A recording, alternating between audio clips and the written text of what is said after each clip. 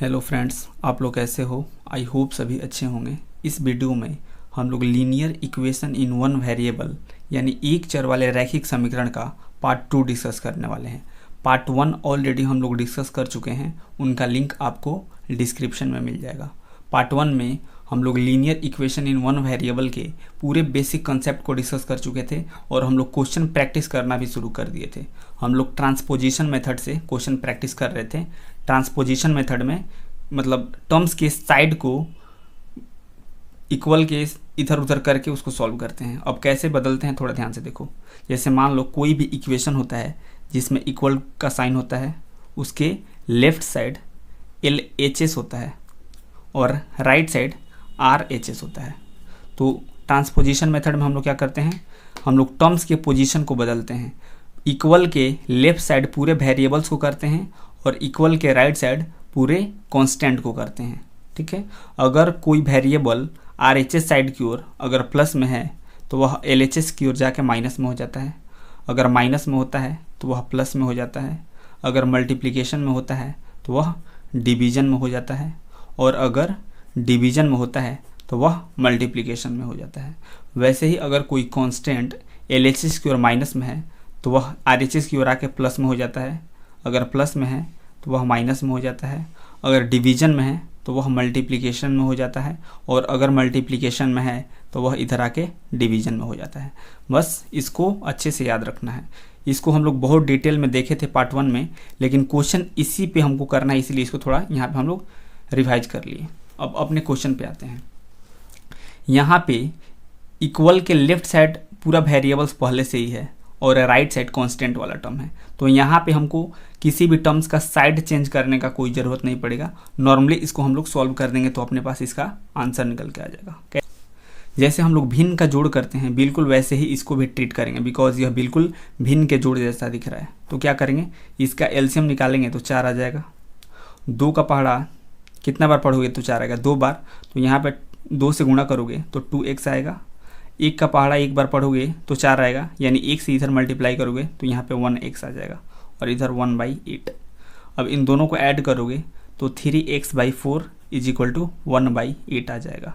आपको x का value calculate करना है, यानी 1/1 करके 3 और 4 को इधर से इक्वल के राइट साइड भेजना पड़ेगा। तो सबसे पहले डिनोमिनेटर वाले टर्म को भेजते हैं।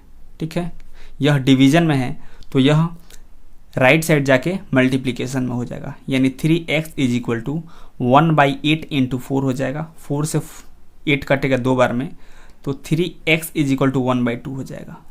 अब यहाँ पे 3 और x आपस में मल्टीप्लिकेशन में है, तो यह जो 3 है वह इक्वल के राइट साइड जाकर डिनोमिनेटर में हो जाएगा, यानी x is equal to 1/2 into 1/3, यानी x का जो वैल्यू होगा वह 1/6 के इक्वल हो जाएगा। ठीक है, आई होप ये बिल्कुल समझ में आया होगा। इसको आप लोग वीडियो पॉज करके लिखो। नेक्स्ट क्वेश्चन देखते हैं। इस क्वेश्चन को कैसे सॉल्व करोगे, ध्यान से देखो। 2 into x minus 2 plus 3 into 4x-1 is equal to 0 है। तो पहले इस ब्रैकेट में इस 2 से अंदर मल्टीप्लाई करोगे, वैसे ही इस 3 से इस ब्रैकेट में दोनों टर्म्स में अंदर मल्टीप्लाई करके इसको पूरे ब्रैकेट से बाहर निकाल के उसके बाद से जो भी वेरिएबल होगा उसको लेफ्ट साइड ही छोड़ दो और जो कांस्टेंट है उसको राइट साइड भेज के सिंप्लीफाई कर देंगे तो सॉल्व हो जाएगा। देखो 2 से x में मल्टीप्लाई होगा तो कितना आएगा, 2x आएगा और यह माइनस, और 2 में 2 से मल्टीप्लाई होगा तो 4, और ये 3 से 4 में होगा तो प्लस 12x होगा, और 3 से -1 में होगा तो -3 इज इक्वल टू 0। अब ये और ये वेरिएबल्स है तो इसको लेफ्ट साइड ही हम लोग छोड़ेंगे और जो कांस्टेंट है -4 और -3 उसको राइट साइड भेजेंगे।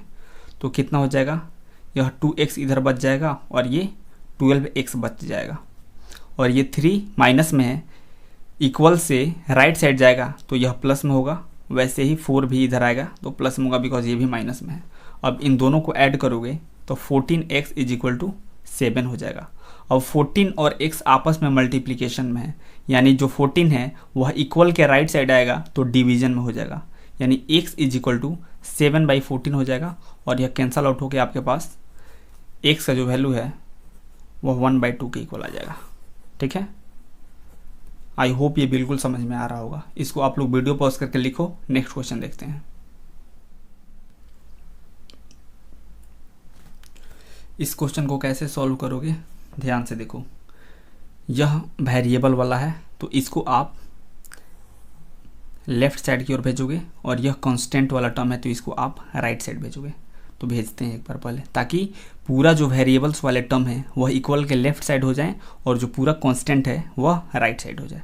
तो यह तो वेरिएबल है तो y-1/3, और यह भी वेरिएबल है तो यह खुद प्लस में है तो इधर आएगा तो -y-2/4 हो जाएगा, इज इक्वल टू, यह माइनस में है तो यह राइट साइड आएगा तो 1 हो जाएगा प्लस में।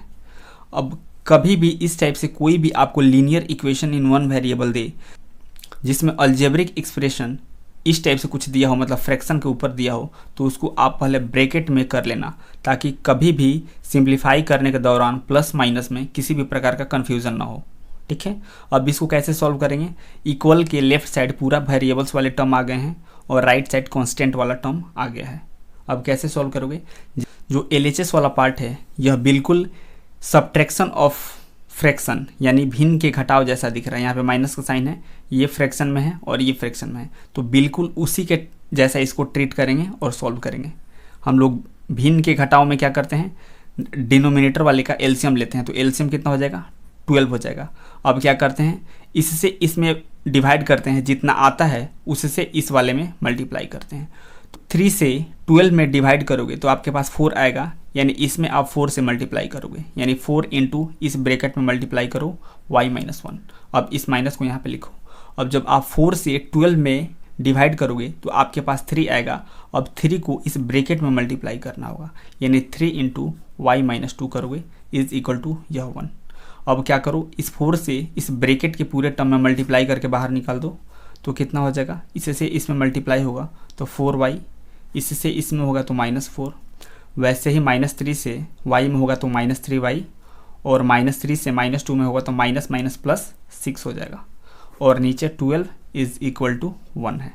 ठीक है, अब क्या किया जाए, इस न्यूमरेटर के ऊपर जितना भी सेम टाइप वाला टर्म दिख रहा है उसको आपस में सॉल्व कर दो।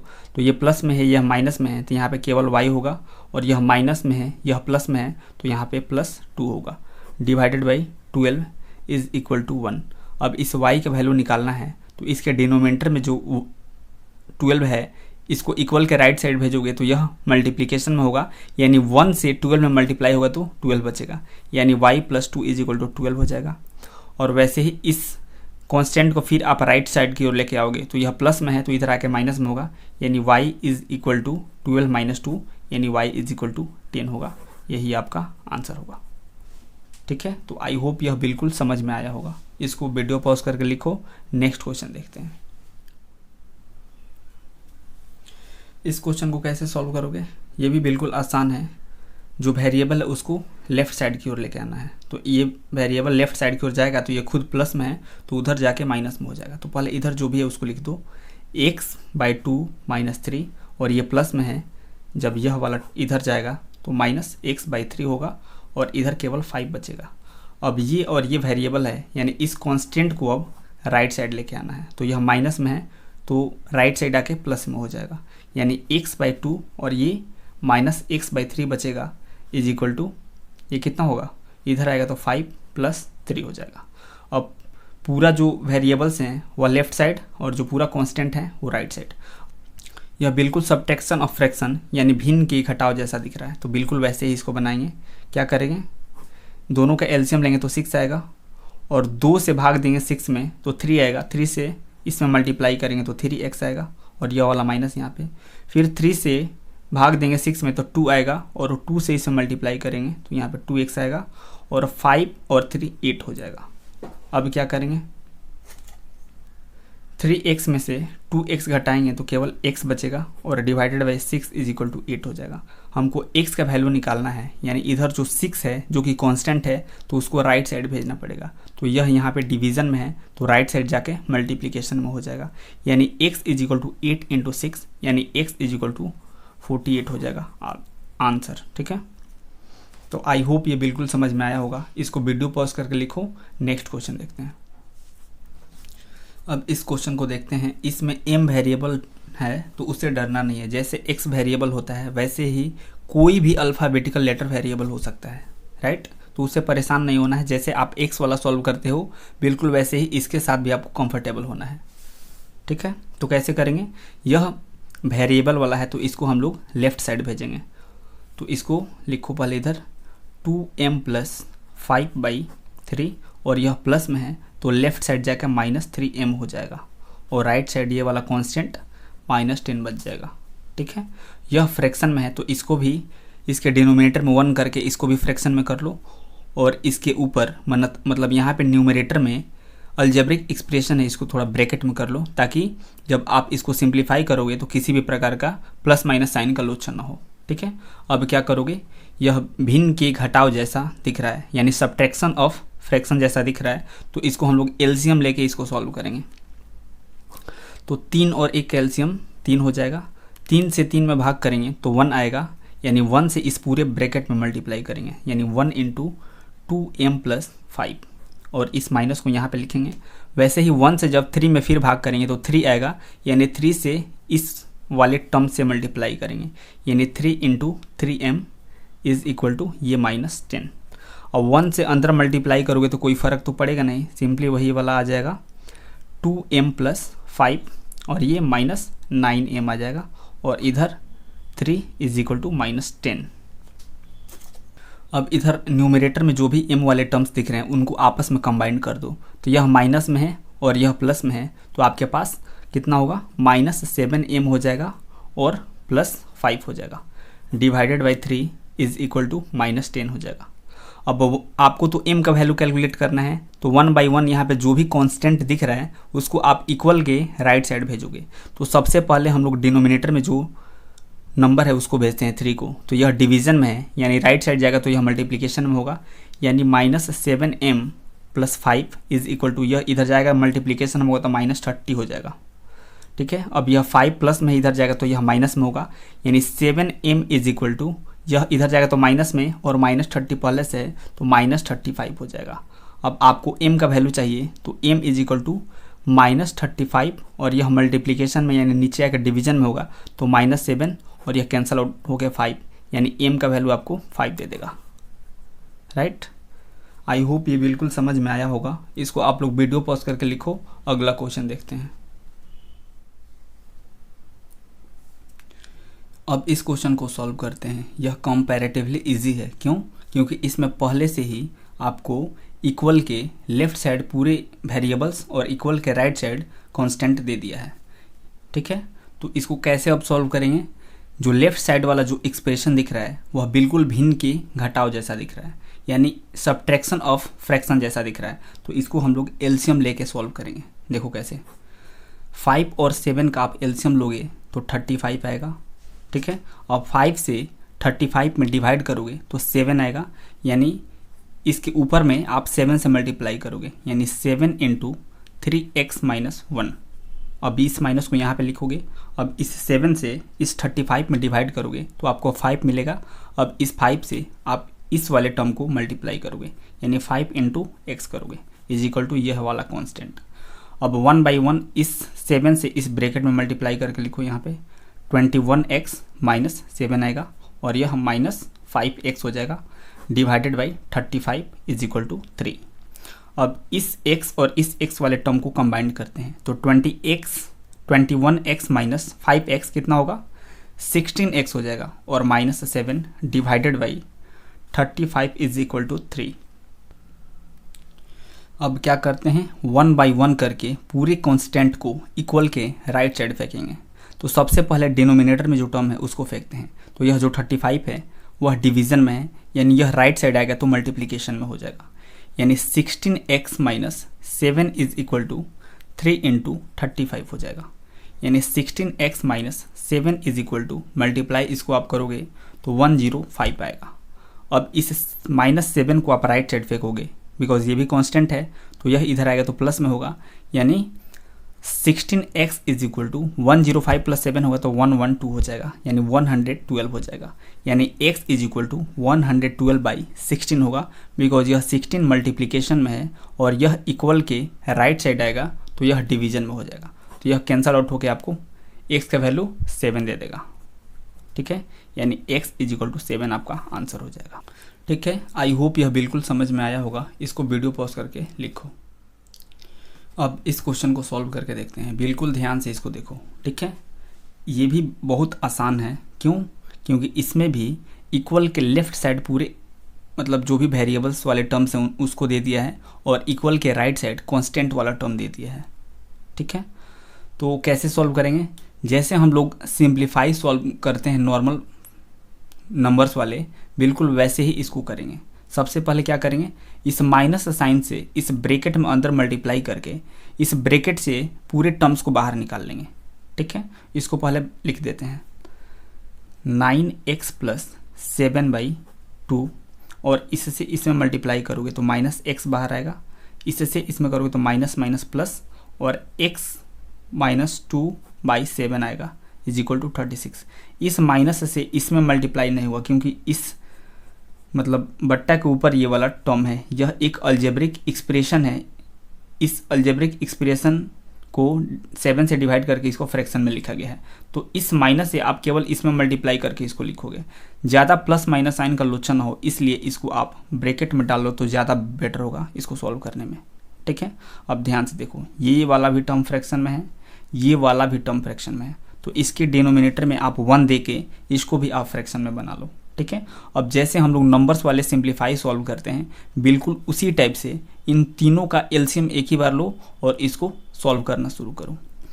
तो एक बड़ा सा लाइन दे देते हैं, 2, 1 और 7 का जब आप एलसीएम लोगे तो आपके पास 14 आएगा। अब इस 2 से इस 14 में डिवाइड करोगे तो कितना आएगा? 7 आएगा, यानी 7 से इस ब्रैकेट में आप मल्टीप्लाई करोगे। बिल्कुल नंबर्स वाले सिंप्लीफाई जैसे सॉल्व करते हैं वैसे ही सोचना है। तो यहाँ पे कितना हो जाएगा?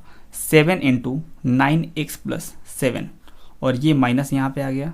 अब 1 से जब इस 14 में डिवाइड करोगे तो आपके पास 14 आएगा। अब 14 से इस x में मल्टीप्लाई करो तो 14x आ जाएगा। अब इस प्लस को यहाँ पे लिखो। अब 7 से 14 में डिवाइड करोगे तो आपके पास 2 आएगा। अब 2 से इस ऊपर वाले ब्रैकेट को मल्टीप्लाई करना है, यानी 2 × x - 2 = 36। अब क्या करना है, इस 7 से इस वाले ब्रैकेट में अंदर मल्टीप्लाई करके बाहर निकालना है, और ये तो अकेला ही रहेगा। इस 2 से इस ब्रैकेट के पूरे टर्म्स को मल्टीप्लाई करके ब्रैकेट से पूरा बाहर निकाल देना है। तो पहले निकालते हैं, तो कितना हो जाएगा? 63x + 49 - 14x + 2x और -4, और डिवाइडेड बाई 14 = 36।